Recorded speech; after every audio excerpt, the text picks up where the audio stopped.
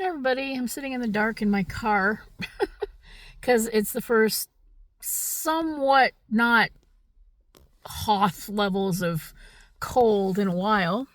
There's a shadow across my face. It's kind of dark out here. But I don't want to turn on the lights because that runs down the battery, and when I run down the battery, I can't start my car. Can't start my car when it's too cold either. It's just been one of those kind of weeks. But I am sitting in my car because I don't feel like going inside. Because when you have 3 adults crammed into a single room with all their stuff, you get it on each other's nerves very quickly. So I'd rather come out here and talk to you guys anyway. It's not the end of February yet, but we're getting there. Got another few more days. So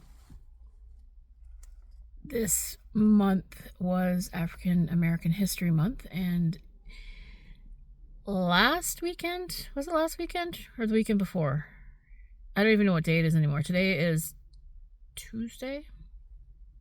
So last weekend was the 21st. So it was the weekend before last. What? Yeah, I can tell I'm just like losing time here.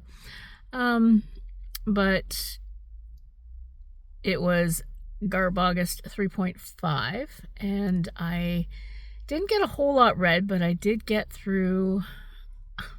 Oh boy, it was not good.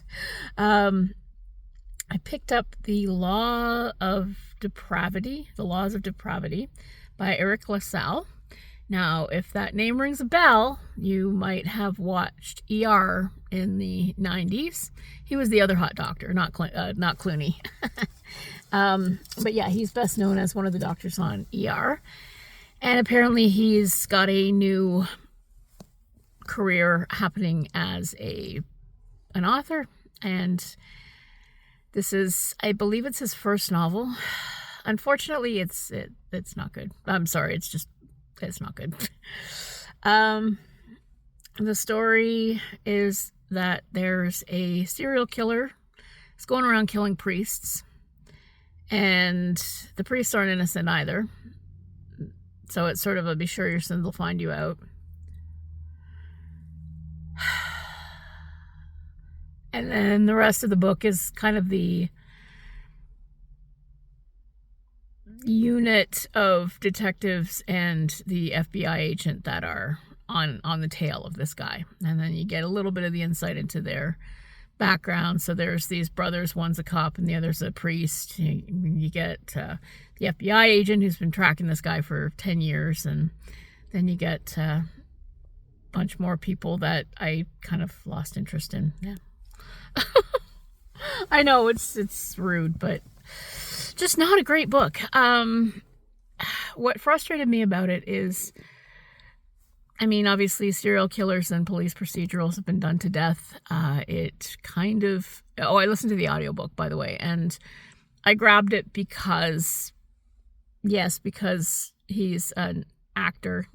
There should be a new bingo square called Don't Quit Your Day Job, which is, actors, musicians, celebrities who write books that maybe they shouldn't be writing because they're just not good. Oh, models. I think that girl from Glee has a couple of books.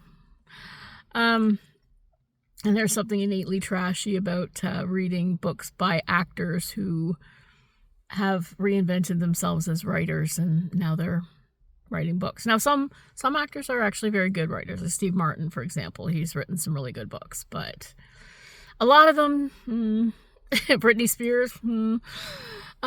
Anyway, where was I going with that? Yeah, so the audiobook, and the actor read the audiobook. So it does have, so he's got this lovely, rich voice that you can tell this is kind of exactly how it sounded in his head when he put it on the paper. And so the reading part of it was nice.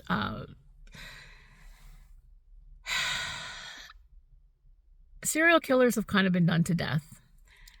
I mean, there's only so much you can do with a serial killer book. Okay, he kills a bunch of people, a bunch of cops find out who he is and go and get him. I mean, there's not a whole lot to the story.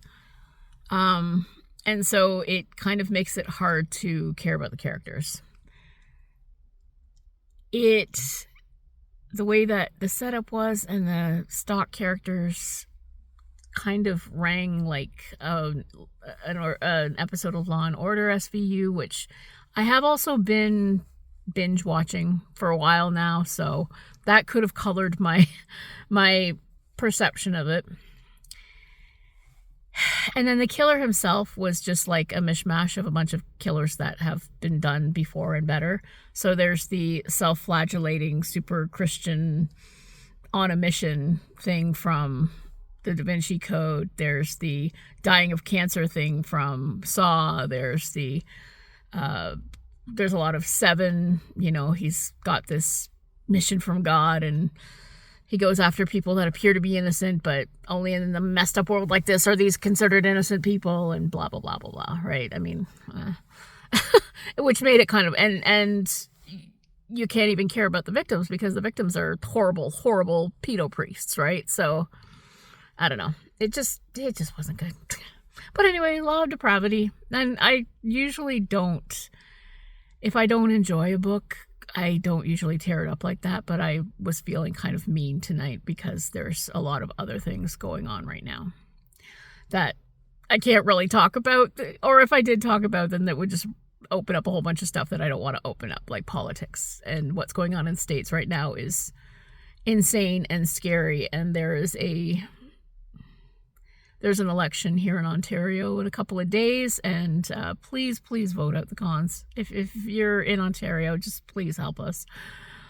And there's a petition going around requesting Daddy Justin to revoke Elon Musk's Canadian citizenship and withdraw his passport. And I really hope that it goes through, or at least that the powers that be do that, because that man is an insurrectionist. He is a foreign agent hell-bent on destroying a government, and we don't want him here. Okay, so there's my political rant. I'm trying to avoid. I also started, again, I've been on Chirp going click, click, click, click, click. Oh, that looks interesting. And buying all these cheap ebooks that I probably shouldn't. Why do my lips look so purple? I think it's just the dark.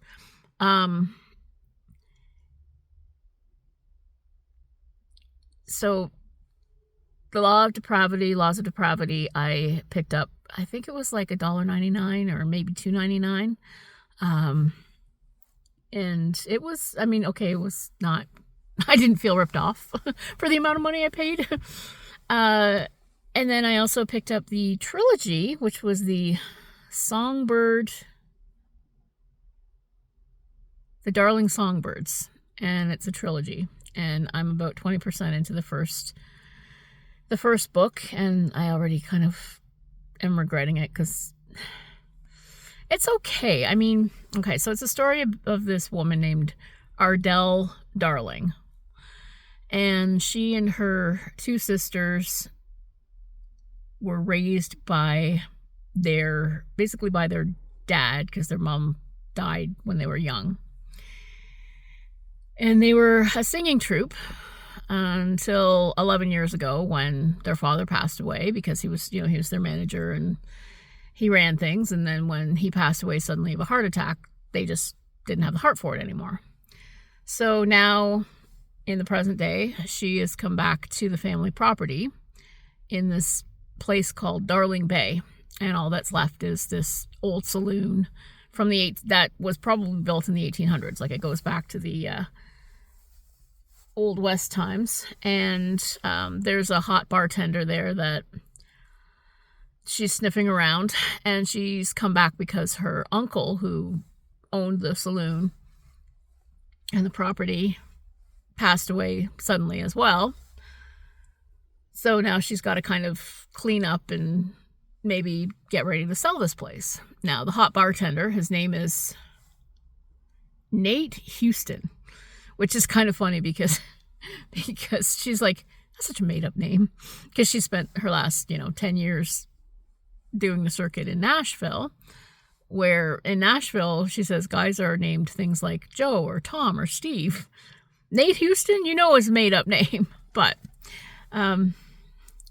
so it's okay at the start. I like the setting. I think the setup is interesting. It could be an interesting story. I kind of like the characters as they're set up. There's my favorite scene so far is she has an open mic night, and it's an absolute disaster, but it's pretty funny. But the problem so far that I'm having with it is that the author has a tendency toward overkill. It's like she knows she has 3 books to fill up, so she keeps going over and over every little detail and every little thing instead of moving the plot forward, which is really what we read for. When we read trashy books, we like them to move quickly. So it's setting up a romance between her and the hot bartender. But there's only so much, lip biting and sudden gasping and rubbing up against each other that you can take before it gets just really fucking boring. And you want to, bash their heads together and say, okay, go ahead and fuck already, please. Just please. This is really annoying, and get on with your lives.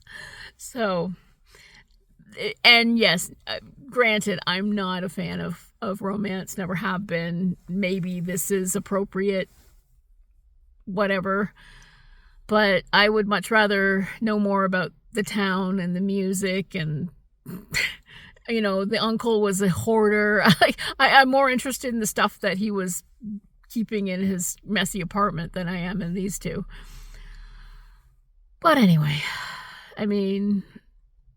yeah. Anyway, so I may or may not finish it. I don't know. Gave up on Strangers on a Train. I feel kind of bad. I started listening to it again. I thought, okay, I'm probably going to have to go back to the beginning with this one because I'm kind of lost. And I'm almost through the Cost of Living anthology, finally getting to that. And it's actually very good. I just have a really hard time concentrating. And I've also, somewhere in there, been reading Dark Matter by Michelle Paver, which, by the way, is in Criminology, if you're listening, epistolary novel told as a diary. Sorry. One of Criminology's recent videos, he couldn't remember how to pronounce that word, so there you go. Epistolary, which is a book that's told where the story is told through other sources. So it can be diaries, or it can be newspaper articles or letters or what have you. Epistolary. All right, so I've got my little poke in. All meant in good fun. I'm not meaning to insult. He's probably forgotten way more words than I've ever known in my life. So let's see what's upcoming. So I'm going to finish the Cost of Living anthology. I still have to get that interview in. I've been meaning to do that. But just one more thing on the pile.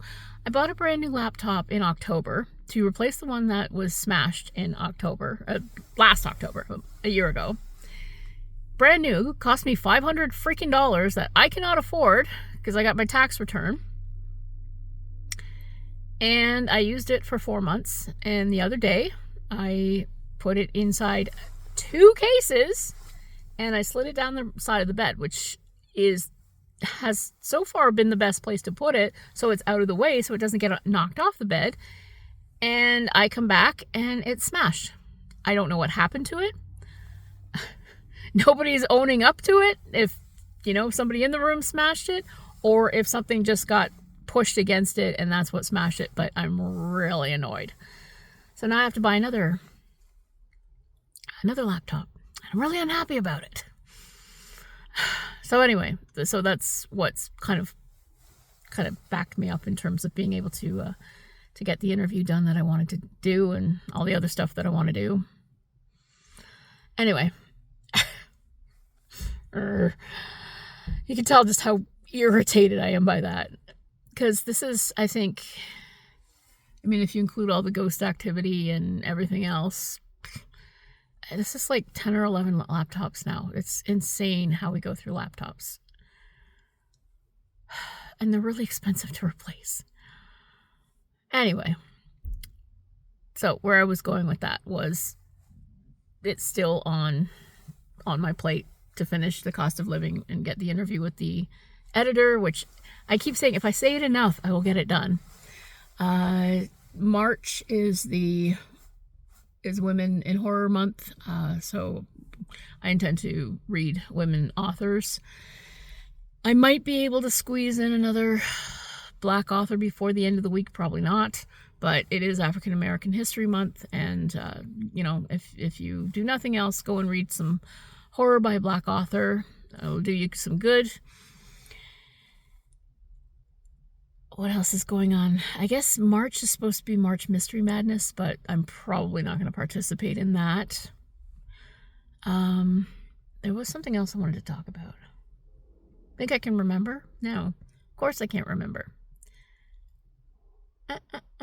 I know, you can actually hear the wheels turning. If you were here, you'd smell the smoke, but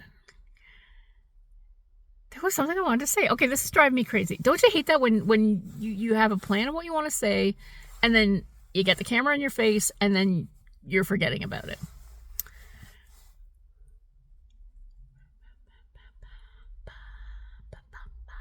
Okay, I'm going to put this on pause while I think. Okay, yeah, duh, I thought of it.